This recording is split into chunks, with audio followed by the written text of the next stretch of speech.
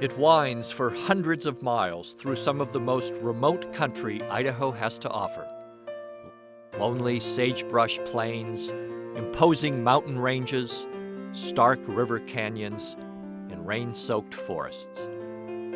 These can all be found along Idaho's Centennial Trail. Running the length of the state, the trail showcases an amazing variety of terrains and carries the traveler through the stunning beauty of Idaho. It changes elevation countless times over its long course. The lowest point at under 2,000 feet is found along the Selway River, while the highest point lies at over 9,000 feet in the Sawtooths. From Bruneau Canyon, the Centennial Trail continues north and crosses the Snake River near Glenn's Ferry. From there, it winds up through the Bennett Mountain area and then descends through the rolling hills to Highway 20.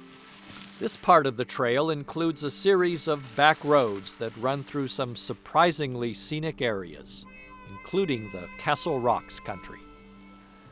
From Willow Creek, the trail climbs to the Mattingly Divide and then into the Sawtooth Mountains. At this point, travelers have to decide whether they'll take Centennial Trail East, that runs through the Sawtooth Valley and Stanley, or the main Centennial Trail that courses through the Sawtooth Wilderness. The view from here is probably one of the most incredible views in Idaho. You can see so much, and it just takes your breath away. It's worth every ounce of energy it takes to get up here. Time seems to disappear while you're viewing these sights. They're just indescribable.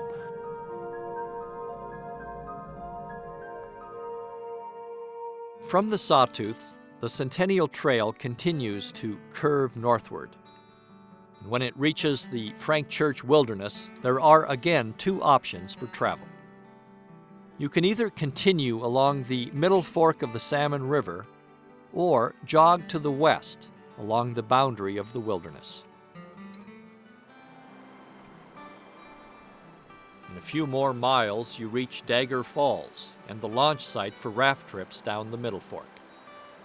In the summer, this is undoubtedly one of the busiest spots along the entire trail. After leaving the Middle Fork of the Salmon River, the main Centennial Trail weaves through the heart of the Frank Church Wilderness. Meanwhile, the west route skirts the wilderness. Both trail options cross the main Salmon as they wind their way north. The west trail continues its arc, curving around the Selway Bitterroot Wilderness, while the main trail climbs sharply from the Salmon River up to the Magruder Road corridor, the dividing line between the two huge central Idaho wilderness areas. Now in the Selway Bitterroot Wilderness, the main trail drops down to the pristine Selway River, and then climbs again through steep, densely forested country. At the northern edge of the wilderness is Stanley Hot Springs. From the Clark Fork Valley, the Centennial Trail climbs through the Cabinet Mountains, high above Idaho's largest body of water, Lake Pend Oreille. Northwest of the lake, the trail crosses Highway 95 and ascends into another dramatic mountain range, the Selkirks.